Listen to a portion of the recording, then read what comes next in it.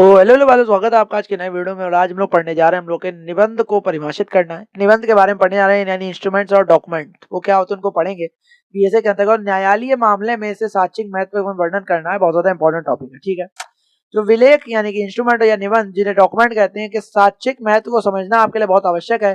साक्ष्य विधि एक प्रसिद्ध कहावत है, गवाह झूठ बोल सकते हैं लेकिन दस्तावेज नहीं।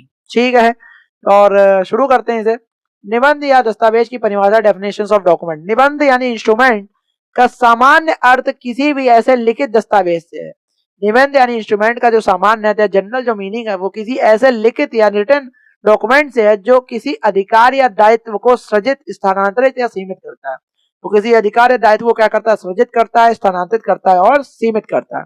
भारतीय साक्ष्य अधिनियम 2023 की धारा 21D के अनुसार क्या कहता है कि दस्तावेज से कोई भी विषय अभिप्रेत है जिसे किसी पदार्थ पर अक्षरों, अंकों या चिन्हों की सहायता से व्यक्त या वर्णित किया गया हो, इसका उपयोग उस विषय के अभिलेखन या रिकॉर्डिंग के उद्देश्य से किया जाना हो। ठीक है, बीएसए 2023 में नया विस्तार क्या है? अब इसमें इलेक्ट्रॉनिक और डिजिटल रिकॉर्ड्स को भी स्पष्ट रूप से शामिल किया गया है। उदाहरण के तौर पर देखें, कागजों पर लिखे शब्द, मानचित्र या रेखांक, मैप और प्लान, किसी धातु की पट या पत्थर पर उत्कीर्ण जो लेख होता है, जो गुदी हुई चीजें लिखी होती है, वो सब होगा। इलेक्ट्रॉनिक रिकॉर्ड्स में जैसे ईमेल, सर्वर लॉग, स्मार्टफोन के मैसेज, क्लाउड डाटा, डिजिटल हस्ताक्षर, ये सब माने जाते हैं। ठीक है, बीएसए के 2023 के अंतर्गत एविडेंस में। और न्यायालयीय मामलों में साक्ष्यिक महत्व देखे, एविडेंशियरी वैल्यू देखे, तो न्यायालय में किसी भी मामले को साबित करने के लिए दस्तावेजी साक्ष्य, डॉक्यूमेंट्री एविडेंस को सर्वोत्तम साक्ष्य, बेस्ट एविडेंस माना जाता है। इसके महत्व को निम्नलिखित बिंदुओं से समझा जा सकता है। कैसे? मौखिक साक्ष्य का अपवर्जन, एक्सक्लूजन ऑफ ओरल एविडेंस। कैसे? जो बीएसए 2023 की धारा धारा जो 94 है, पुराना सेक्शन 91 था, यह नियम स्थापित करती है कि यदि किसी अनुबंध, अनुदान या संपत्ति के निपटारे की शर्तों को दस्तावेज के रूप में कम कर दिया गया है, तो उन शर्तों को साबित करने के लिए केवल दस्तावेज ही पेश किया जाना चाहिए, मौखिक साक्ष्य को स्वीकार नहीं किया जाएगा। प्राथमिक साक्ष्य के रूप में देखें महत्व, तो बीएसए 2023 की धारा 57, पुराना सेक्शन 162 था, उसके अनुसार देखें तो मूल दस्तावेज यानी ओरिजिनल डॉक्यूमेंट ही प्राथमिक साक्ष्य है। न्यायालय हमेशा प्राथमिक साक्ष्य की मांग करता है, क्योंकि इसमें छेड़छाड़ की संभावना क्या होती है? सबसे कम होती है। इसलिए जो ओरिजिनल डॉक्यूमेंट होता है उसकी सबसे ज्यादा मांग ही या सबसे ज्यादा वैलिडिटी ही न्यायालय में मानी जाती है। द्वितीय साक्ष्य की स्वीकारता कब होगी? वो कुछ परिस्थितियों के आधार पर होती है। यदि मूल दस्तावेज खो गया हो या विपक्षी के पास हो, तो बीएसए की धारा 60, पुराना सेक्शन 65 था, उसके तहत उसकी फोटोकॉपी या प्रमाणित प्रति से सेकेंडरी एविडेंस भी पेश की जा सकती है। डिजिटल दस्तावेज का आधुनिक महत्व देखें, तो बीएसए की धारा 61 से 63 ने डिजिटल रिकॉर्ड्स को प्राथमिक साक्ष्य के बराबर लाकर खड़ा कर दिया है। यदि किसी डिवाइस में मूल डाटा मौजूद है तो प्राथमिक साक्ष्य है, और उसका प्रिंट आउट उचित सर्टिफिकेट के साथ द्वितीयक साक्ष्य के रूप में भी क्या होगा? मान्य है। ठीक है, इसलिए कहते हैं फोन में ज्यादा खुराफाते मत रखा करो, किसी दिन प्राथमिक साक्ष्य के लपेटे में आ जाओगे। ठीक है, दस्तावेजी साक्ष्य के प्रकार देखते हैं।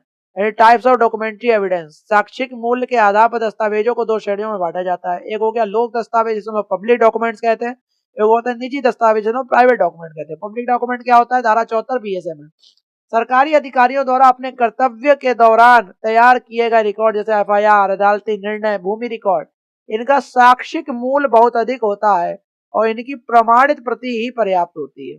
ठीक है, और धारा 75 बीएसए निजी दस्तावेज, प्राइवेट डॉक्यूमेंट्स कहते हैं वे सभी दस्तावेज जो लोक दस्तावेज नहीं है, जैसे वसीयत, निजी अनुबंध पत्र, इन्हें साबित करने के लिए इनके लेखक या हस्ताक्षरकर्ता को बुलाना ही पड़ता है कोर्ट में।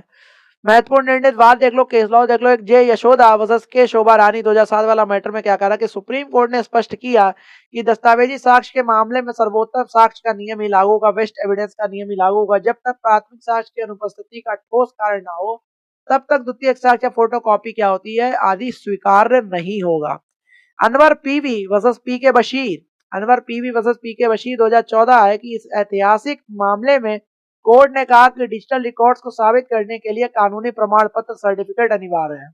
बीएसए 2023 की धारा 63 में अब इसी सिद्धांत को और अधिक स्पष्टता से शामिल किया गया है। ठीक है, state of Haryana versus Ranbir 2005 देखें तो अदालत ने माना कि यदि किसी दस्तावेज की विषय वस्तु और मौखिक साक्ष्य में विरोधाभास हो, तो दस्तावेजी साक्ष्य को ही प्राथमिकता दी जाएगी, क्योंकि दस्तावेज झूठ नहीं बोलता है। ठीक है, और बीएसए 2023 और बीएनएस के साथ अंतर संबंध देखें तो कहता है एक कानून के छात्र के रूप में आपको यह समझना चाहिए कि भारतीय न्याय संहिता 2023 के तहत अपराधों को साबित करने के लिए बीएसए के दस्तावेजी साक्ष्य कैसे काम करते हैं। एक होता है जालसाजी, फ्रॉजरी।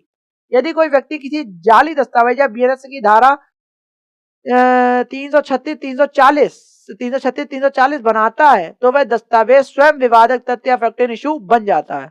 और इलेक्ट्रॉनिक साक्ष्य देख लो, इलेक्ट्रॉनिक साक्ष्य के अंतर्गत कह रहे हैं कि बीएनएस के तहत साइबर अपराधों में ईमेल और चैट रिकॉर्ड को बीएसए की धारा 63 के तहत साबित करना अभियोजन के लिए क्या होता है, अनिवार्य हो जाता है। इसमें निष्कर्ष कंक्लूजन एंड में यह कह रहा है कि न्यायालयीय कार्रवाई में निबंध और दस्तावेज का साक्षिक मूल्य निर्णायक है। भारतीय साक्ष्य अधिनियम 2023 ने न केवल पारंपरिक कागजी दस्तावेजों को बल्कि आधुनिक डिजिटल दस्तावेजों को भी कानूनी मान्यता न्याय प्रणाली के सशक्त बनाया है। देखो उसको, और 57 से 93 तक के प्रावधान ये सुनिश्चित करते हैं कि केवल प्रमाणिक और विश्वसनीय दस्तावेजों के आधार पर ही न्याय किया जाएगा। संक्षेप में देखें तो दस्तावेज गवाहों से अधिक विश्वसनीय होते हैं। प्राथमिक साक्ष्य ओरिजिनल हमेशा प्राथमिकता पाता है और डिजिटल दस्तावेजों के लिए प्रमाणन, जिसे सर्टिफिकेशन कहते हैं, वो अनिवार्य है। और यहाँ पे हम लोग के ये टॉपिक समाप्त हो गया। मेरे हिसाब से आपको समझ में आ गया होगा। नहीं समझ में आया तो आपको पता आपको क्या करना है, 1.5x की स्पीड पे लगा के एक दो वीडियो को देखना है, तो आपको बहुत अच्छे समझ में आ जाएगा। ऐसी वीडियोस आपके लिए आते रहेंगे। तब तक के लिए जय हिंद, जय भारत।